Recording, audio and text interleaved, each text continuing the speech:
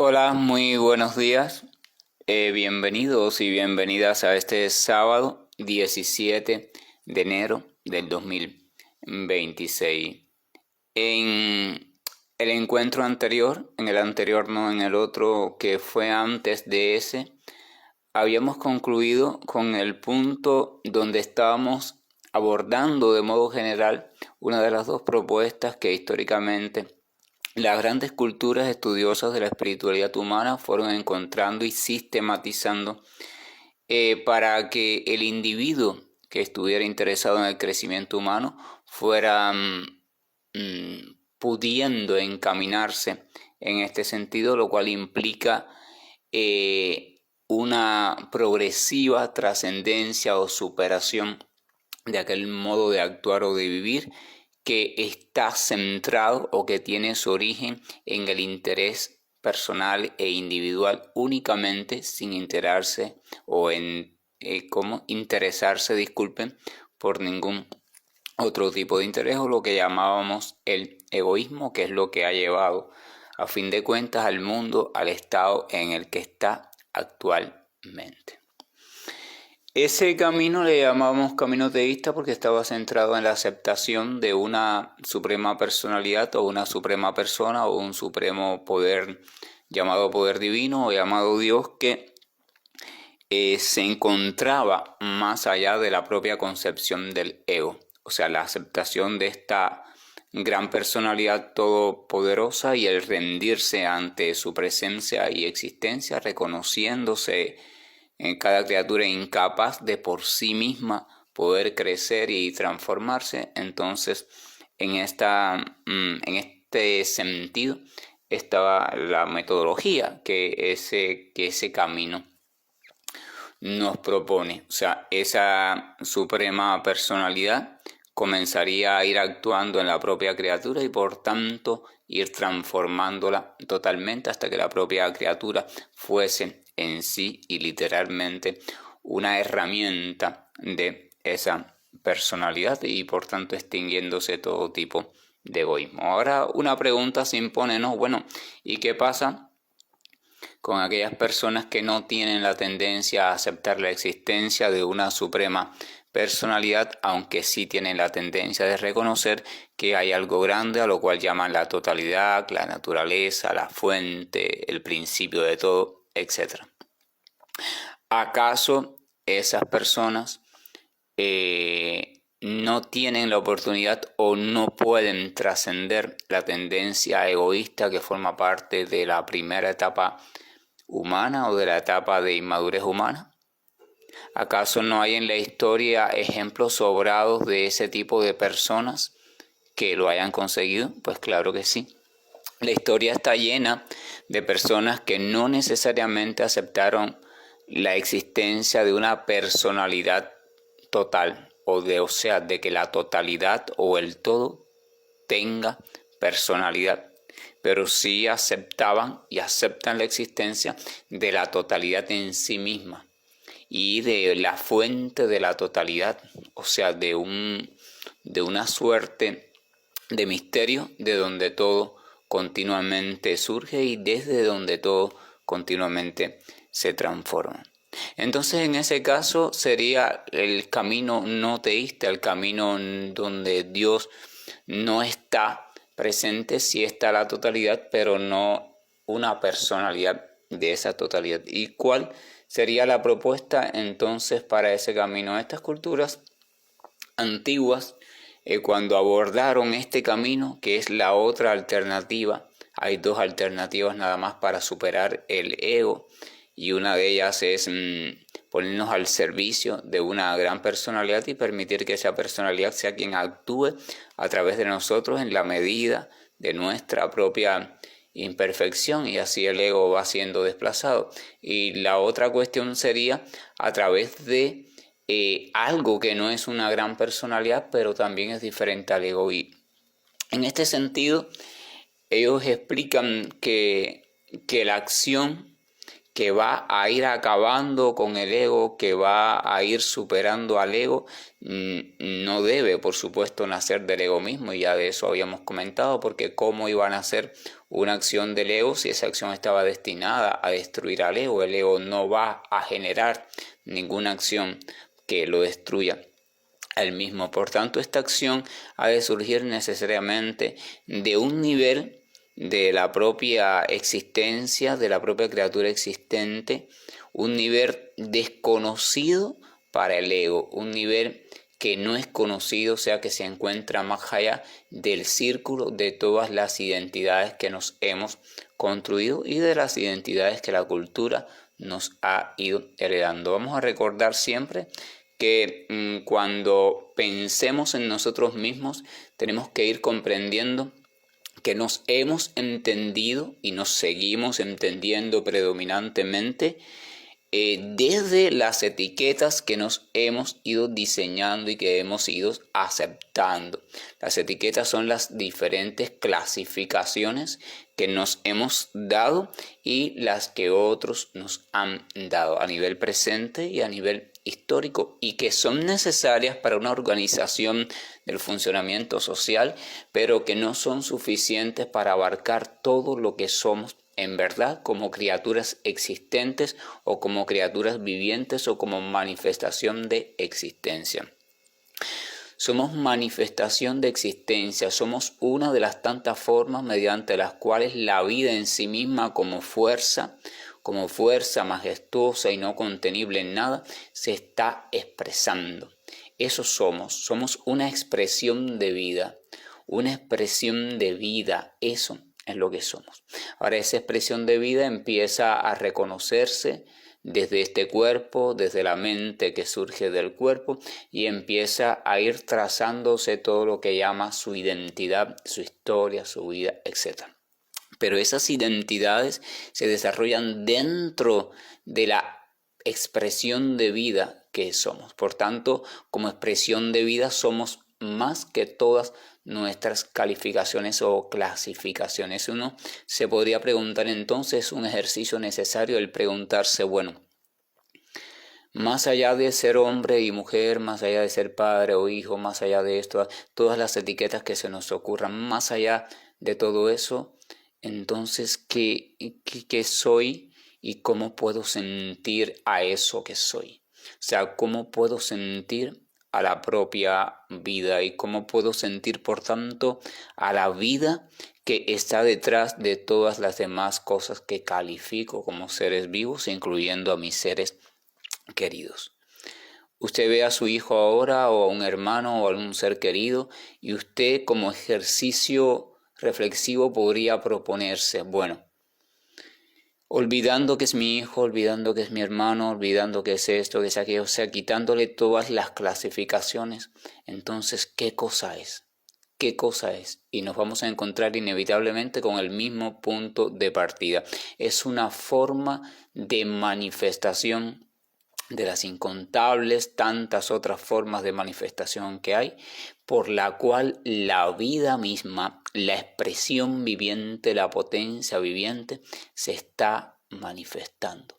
Por tanto, visto desde esa perspectiva, es mucho más que mi hijo, mucho más que mi hermano, mucho más que mi amigo. Antes de todo eso, es expresión de la potencia y la fuerza viviente, expresión de la existencia misma, parte de la existencia misma. Esa parte se ha encarcelado en ciertas clasificaciones y por tanto se nos muestra así, la reconocemos así, pero es más que todas esas clasificaciones.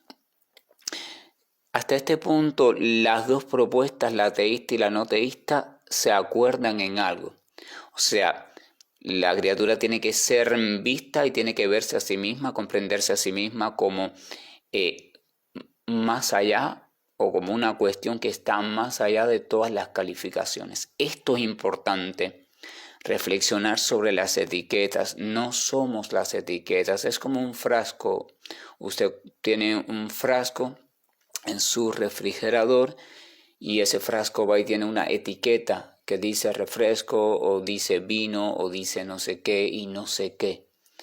Pero el frasco y lo que hay dentro del frasco es más que la etiqueta. De hecho, la etiqueta puede que no coincida con el contenido del frasco, pues muchas veces usted coge un frasco que antes contuvo, por ejemplo, refresco, lo limpia porque le resulta bonito el frasco, porque cierra bien y lo utiliza, por ejemplo, para almacenar otra cosa, inclusive agua. En Cuba se hace mucho eso, agua. El frasco dice por fuera refresco, pero dentro no tiene refresco. O sea, por tanto, las etiquetas son peligrosas porque las etiquetas necesariamente reducen nuestra existencia y con frecuencia nos obligan, supuestamente nos presionan para que actuemos de una manera determinada, la manera que la etiqueta para esa cultura, para ese pueblo, para esa época, para esa gente exige.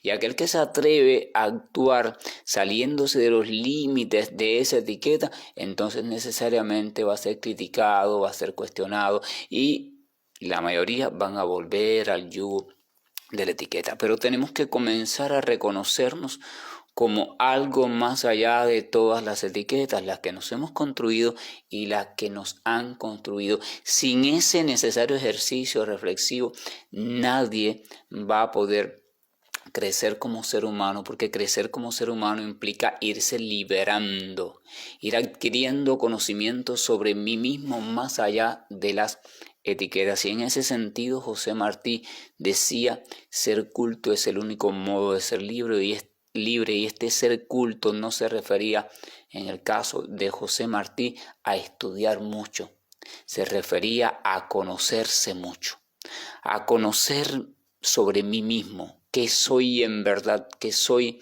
como criatura viviente, más allá de las supuestas rigideces de las etiquetas. En la medida que voy conociendo la esencia existente que soy, en esa misma medida voy liberándome de las cadenas de las etiquetas culturales, personales, familiares, etc.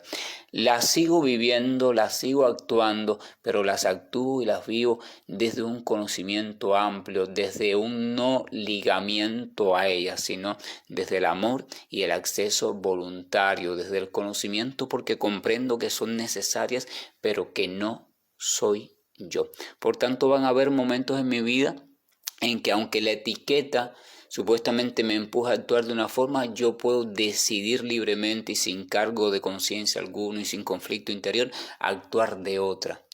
Porque soy libre, porque en ese momento me percato que el actuar al cual me empuja la etiqueta o la sociedad no es el más conveniente ni para mi crecimiento personal ni para el bienestar de los demás.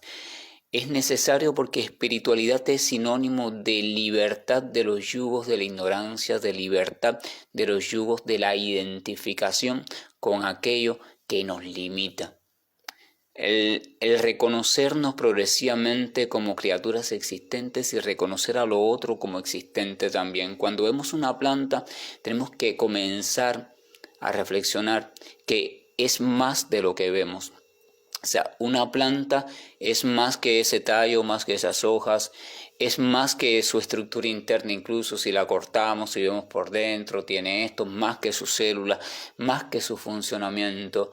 Una planta, en el fondo de todo, es también pura existencia y un modo determinado por el cual esa existencia se está manifestando y nos está dando señales, dando noticias de que hay algo que se llama vida pura, que en el caso de la planta y de todos los seres existentes es limitada en su expresión. Entonces, a partir de allí y de esa reflexión yo voy a comenzar a relacionarme con todo lo viviente desde esa búsqueda consciente de la fuerza existente.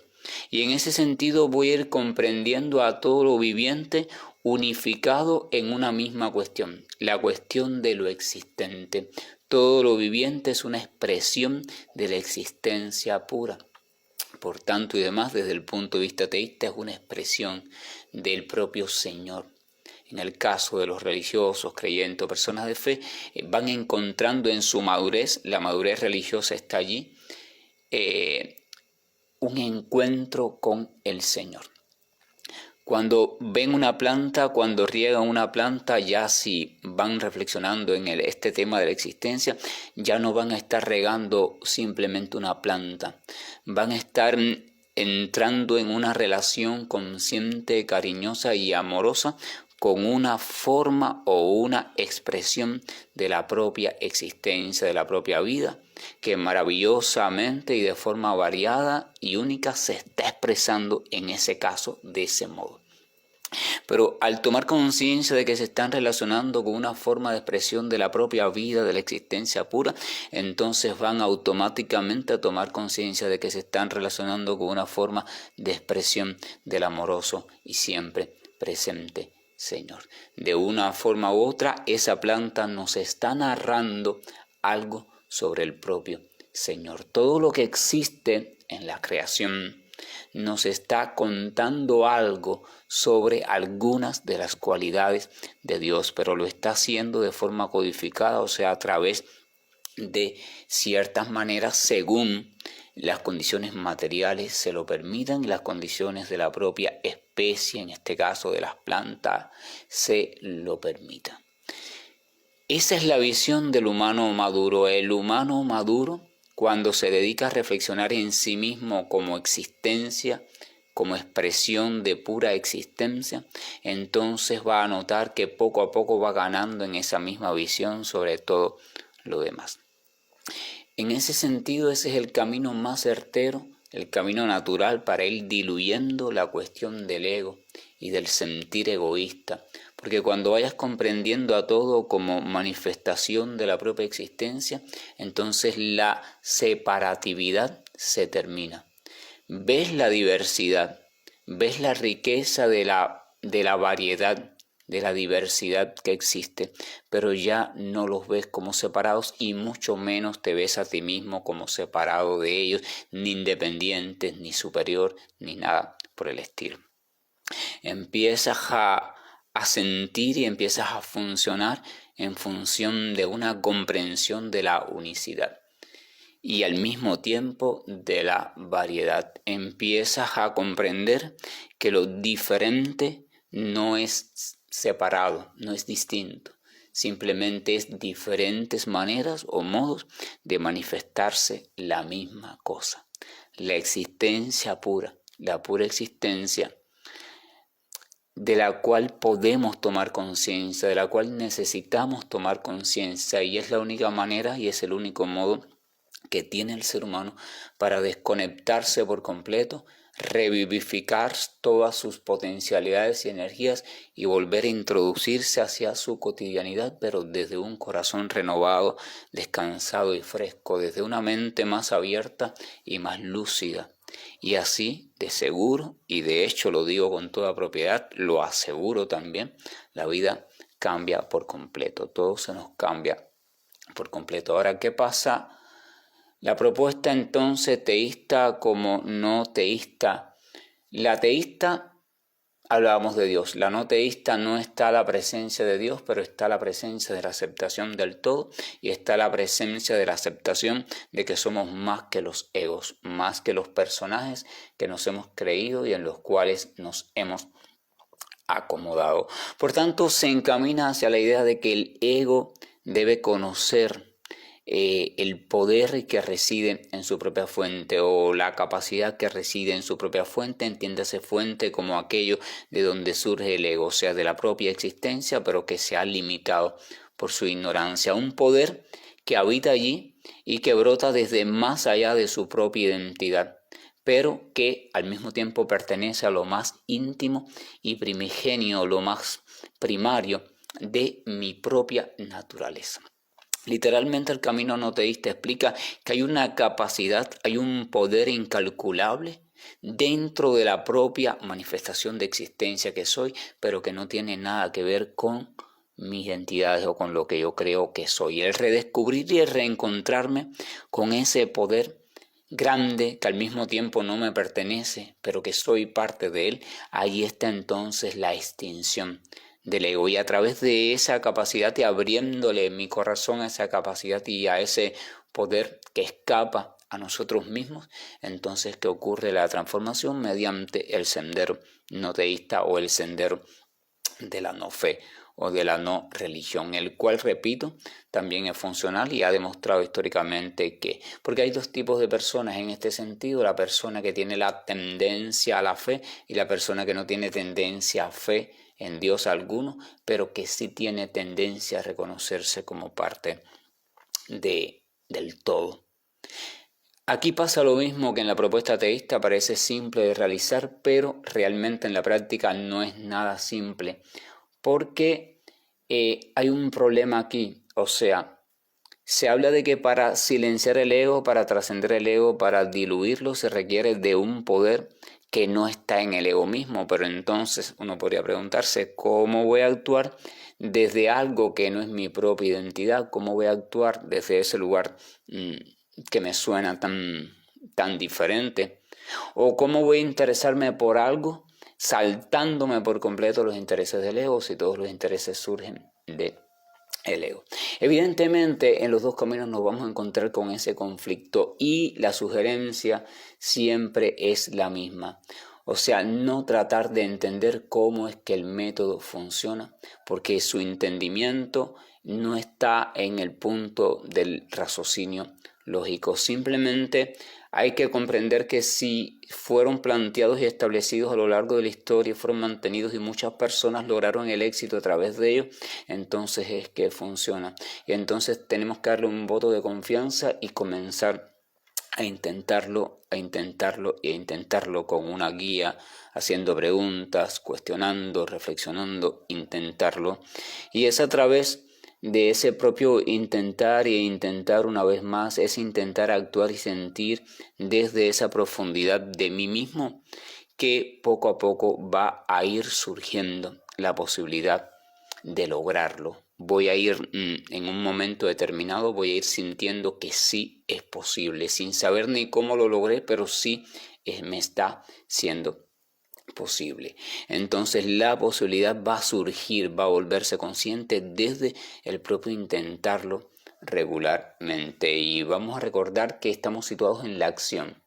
No hemos hablado del sentir ni de la percepción, pero estamos situados en la acción. Como desde la acción, desde un cambio en mi acción, en mi tipo de acción, en mi modo de acción, puedo ir trascendiendo el ego y creciendo como ser humano y por tanto acercándome a la espiritualidad. La acción no interesada y como el ejercicio de esta acción no interesada debo irlo incluyendo de poquito en poquito según me va haciendo posible a mí sin perturbarme mucho dentro de mi cotidianidad, donde la acción mayormente por necesidad también es interesada. Pero ¿qué pasa con esta acción no interesada en el trato de las relaciones personales y en el trato de mis relaciones sociales? De ese tema vamos a hablar en el próximo encuentro reflexivo. Que tengamos todos un buen día y bendiciones.